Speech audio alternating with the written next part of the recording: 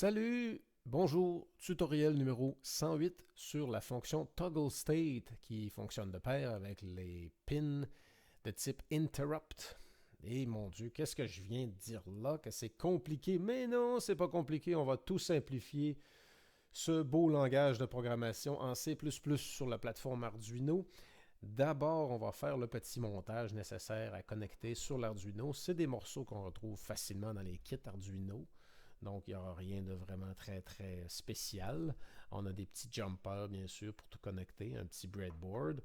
On a une résistance de minimum 220 ohms, ça peut être entre 200 et, mettons, 1000. Et on a une petite LED ici. Et le reste, c'est des jumpers et un push button. Alors, d'un côté, on a un fil qui part, un jumper qui part de la pin 13, qui va arriver ici dans le breadboard. Le courant va passer à travers la résistance et ensuite dans l'anode, c'est-à-dire la patte la plus longue du LED. Et le courant va ressortir par la patte la plus courte du LED, la cathode, et revenir par le fil dans le ground qui est ici. Et aussi, on a un fil qui va partir de la pin 2, qui va aller dans un push button directement, pas rien d'autre qu'un push button. Et ça sort du push button et ça retourne dans le ground et on retourne aussi dans le même ground en faisant un petit pont juste ici là. Donc, dans le fond, on a un push button qui va pin 2, push button ground, et une LED qui fait pin 13, résistance LED ground.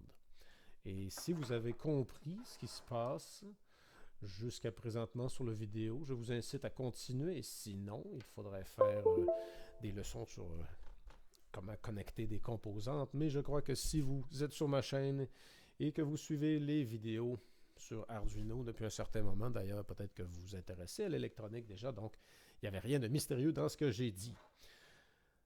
On a un push button, nous avons un push button connecté sur la pin 2, push button ground, et un LED à travers une résistance, bien sûr, donc ça fait pin 13, résistance, LED et ground. On est prêt maintenant, on va aller voir le code. Alors, je t'avais dit que j'allais parler de quelque chose qui s'appelle des toggle state, qui sert lorsqu'on utilise quelque chose qui s'appelle des interrupts. J'en ai parlé dans d'autres vidéos, il y a beaucoup d'autres vidéos qui en parlent aussi. Dans le fond, ce qui se passe, c'est que la machine, que ce soit un microbit ou un Arduino, la machine fonctionne dans un boucle. Bon, un boucle infini, elle fait tout le temps les mêmes fonctions. Mais si jamais, par exemple, vous avez une machine qui fait de la peinture, une imprimante ou une machine à peinturer, bon, qui peinture des autos dans une usine. Et puis, le niveau de peinture commence à être bas. Alors, dans le réservoir de peinture, il y a un détecteur qui va les déclencher, qui va utiliser une des pins pour dire oh, stop, attention, il y a un événement. Et il y a un événement, c'est comme un peu à la télévision, quand on regarde la télévision et on dit nous interrompons cette émission pour un bulletin de nouvelles spécial. C'est le même principe, c'est que sur l'Arduino et sur la plupart des gadgets de genre, j'imagine le Raspberry Pi, ESP32, Microbit, ainsi de suite, on a des interrupt pins.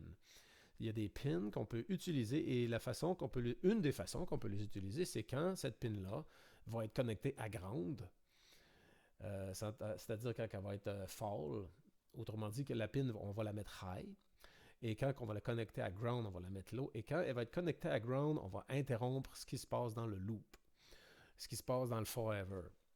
Forever sur le microbit, hein, Arduino, on utilise le mot loop. Allons voir le code et pour mieux éclaircir tout ça, on va commencer par donner un nom à notre code et le code s'appelle utiliser les interrupts et toggle state. Donc, nos variables de départ, on va avoir des variables qui ne bougeront pas. Const. Donc, ça va être des constantes. Il n'y aura pas de changement. Et on écrit ensuite byte. Et bon, on a une variable qui va s'appeler LED pin sur laquelle on va connecter notre LED à travers une résistance. Et la LED pin va être 13, point virgule, parce que c'est la fin de cette petite phrase. Si on ne met pas de point virgule, automatiquement, l'Arduino va penser que ce qui vient à la suite fait partie de la même phrase. Et on a une autre variable, const byte, qui s'appelle button pin. Donc, le push button, on va le connecter sur la pin qu'on va utiliser pour interrompre le loop, interrompre le forever.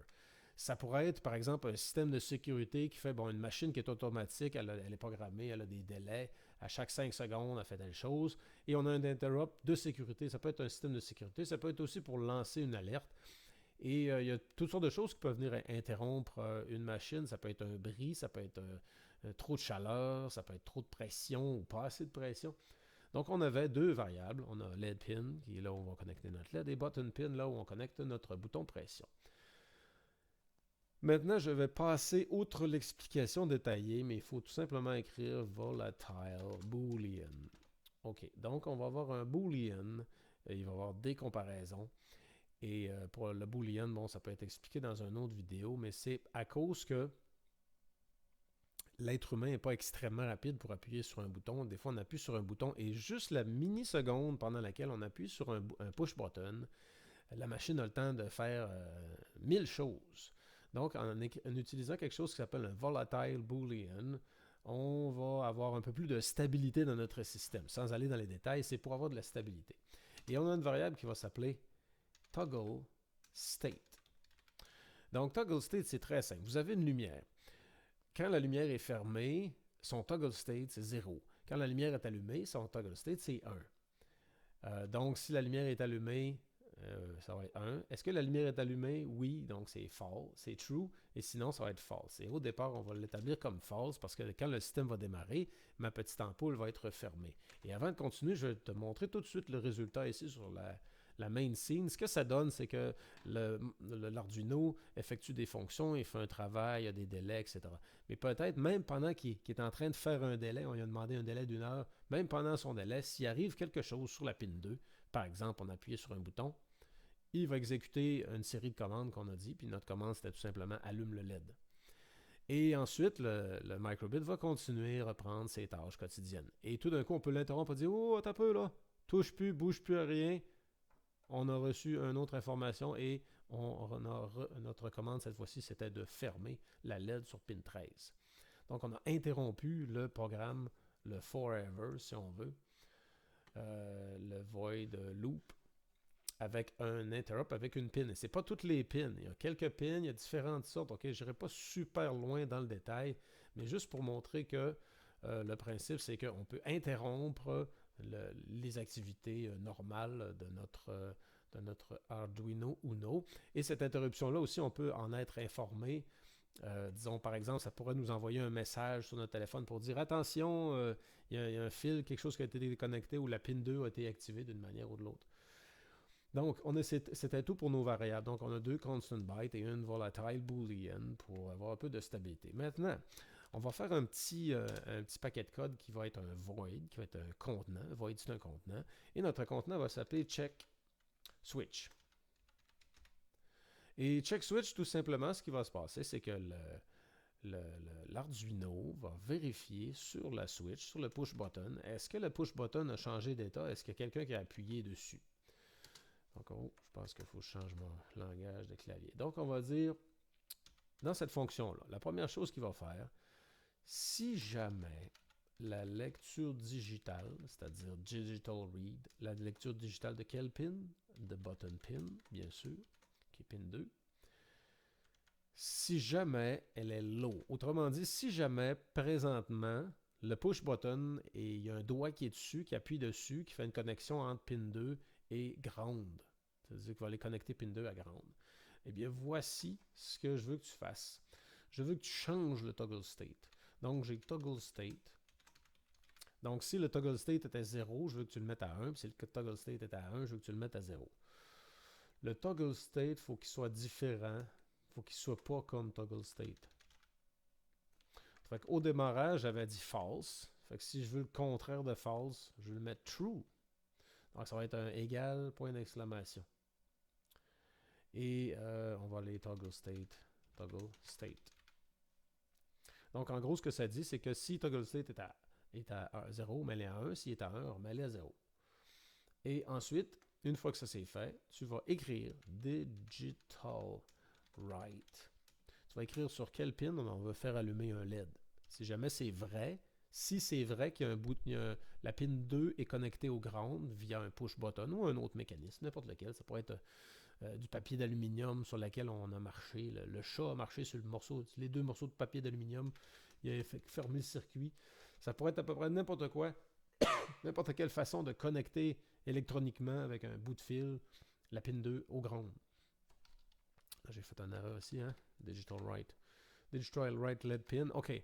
Le digital write, si on mettrait high, il mettrait la LED allumée, puis si on mettrait l'eau, il la mettrait éteinte. Mais au lieu d'utiliser ça, on va tout simplement marquer toggle state. Et toggle state, c'est 0 ou 1. C'est high ou bien low. Et voilà, c'est comme ça. Donc ça, c'est notre petite fonction qui s'appelle check switch. Et tout simplement, ce que ça fait, c'est que ça vérifie s'il y a un doigt sur la switch. Et puis si jamais il y a un doigt sur la switch, bien, il va faire ce qu'on a dit de faire, c'est-à-dire mettre la LED à on si elle est à off, puis si elle est à off, la mettre à on. Donc, on va faire notre setup, et bon vieux setup, ça fait longtemps que je n'avais pas fait de setup.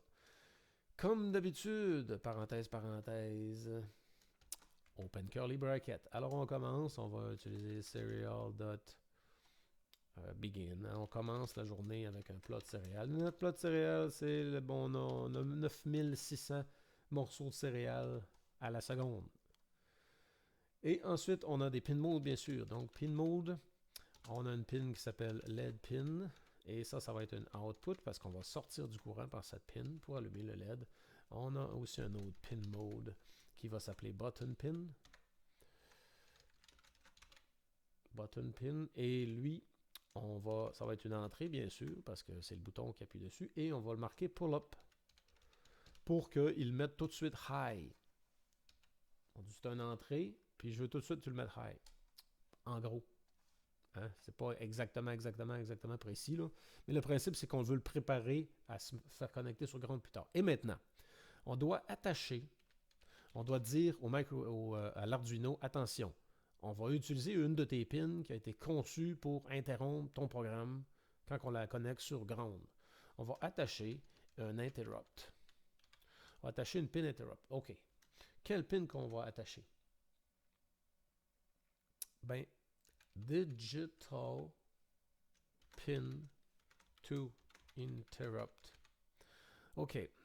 Là, on va accrocher une pin. Et voici, ça va être laquelle? Ça va être button pin. On aurait pu marquer 2, tout simplement, dans la parenthèse. Mais finalement, on avait déjà mis un nom de variable. On met le nom de variable. Et puis là, on va dire, si jamais la pin 2 est connectée à ground, quel est le programme qu'il faut runner qui va interrompre pendant que le reste est interrompu, pendant que tout le reste est suppose? Ça va être notre programme check switch. Donc, si jamais le pin 2 est mis à ground, ça va déclencher le programme check switch. Et vu que c'est une pin qui va être high, qu'on va la ramener low, on va marquer falling. Ça pourrait être expliqué plus tard dans une autre vidéo, mais ce n'est pas le but du vidéo d'aujourd'hui. Le vidéo d'aujourd'hui, c'est de faire un peu de simplification, de vulgarisation de la chose. OK? Donc, c'est tout pour la ligne. Je vais rapetisser ma police d'écriture, là. Tiens. Donc, cette ligne-là, je remontre qu'est-ce que ça dit. Ça dit qu'on veut utiliser une des pins qui permet d'interrompre le programme principal. Et voici quelle est la pin qu'on va attacher pour interrompre. On va attacher button pin, comme ceci. Il y avait une erreur. Et si jamais c'est déclenché, qu'est-ce qu'on veut exécuter? On veut exécuter check switch. Et ça va être quel genre de pin? Ça va être une falling, c'est-à-dire que le voltage va être haut, va être high. Et c'est quand on le connecte à ground. Il va dire, ah, il y a du courant, il y a du courant. Oups, a été connecté à ground, ça là. Fait qu'on déclenche le programme check switch. Et c'est tout pour le setup. C'était juste ça. On va retasser ma petite curly bracket comme ceci. Voilà. Maintenant, on va faire un loop. Alors, on va créer un contenant, on va créer une boîte, c'est-à-dire un void. Puis notre boîte, sur la boîte, on prend un crayon et on écrit loop. Voici le nom de cette boîte. Et voici le couvert, la curly bracket, qui est comme le couvert du dessus de la boîte, hein, l'entête de notre... pour le clavier, l'entête. Bon. Maintenant, la série de choses à faire à l'infini dans le loop, avant de se faire interrompre. On va faire serial.print. Et on va dire the toggle state is currently, c'est-à-dire il va nous dire si notre LED est allumé ou pas. Serial.println. Et là, on va pouvoir utiliser toggle state like this et suivi d'un petit delay de 5 secondes. 5000. Et c'est tout. C'est tout pour le void loop. Donc, ce qui va se passer dans le vol loop, c'est qu'une fois que le setup... Oh, il y avait une belle erreur là. Une fois que le setup a été effectué, il se connecte au port série à la vitesse de 9600 baud. Et ensuite, on établit que la pin qui s'appelle LED pin, qu'on a définie dans les variables, la pin 3, oups, des erreurs, la pin 13, c'est une sortie. Et la pin qui s'appelle button pin, c'est-à-dire la pin 2, la button pin, c'est une entrée.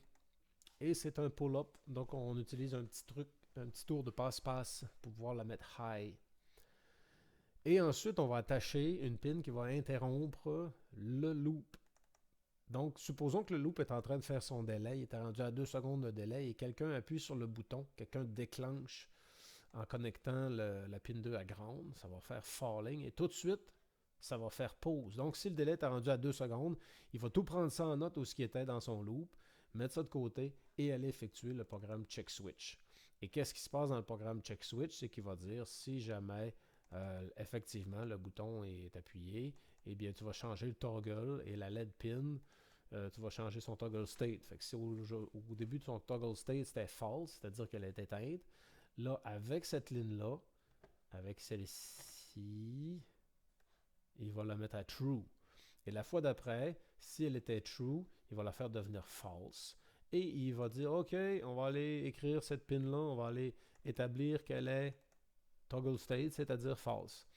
Et voyons voir qu'est-ce que ça donne avec le petit... Excusez-moi, non, j'ai pas la grippe. Notre petit moniteur qui nous dit ceci. Je vais changer mon écran et aller vous le chercher pour la présentation, pour la vidéo. Ah, ça peut prendre une quinzaine de minutes, comme j'avais pensé. Donc, ici, misérable monteur vidéo que je suis, comme 25, là, ça devrait paraître. Voilà. Donc, et notre Arduino fonctionne, ça roule. On va aller sur l'autre fenêtre. Excusez-moi, je tousse. C'est pas plaisant d'entendre quelqu'un qui tousse dans une vidéo desktop. Non, c'est pas lui que je veux. Je veux ça. OK.